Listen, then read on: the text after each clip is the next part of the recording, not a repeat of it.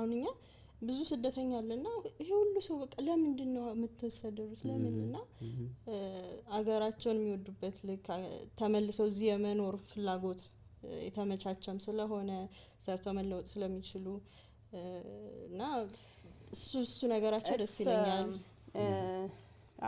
አሪፍ ኤግዛምፕል ነው ነገርን ከመውደድ አንፃር ላይክ አገርሽ ላይ መኖር ማለት ነው because you love it that much and so you want to live there ግን also like migrate ማድረግ ወደ ሌላ ቦታ መሄድ ምናምን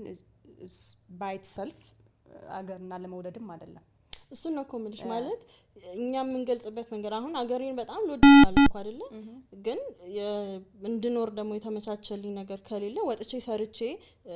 ህይወቴን ለውጭ አገሬን ለውጭ ምናምን የምትለው ነገር ደግሞ አለና አብዛኞቻችን ብዙ ሰው የሚሰደደው እኮ ኑሮን ለማሸነፍ ነው that's what I'm saying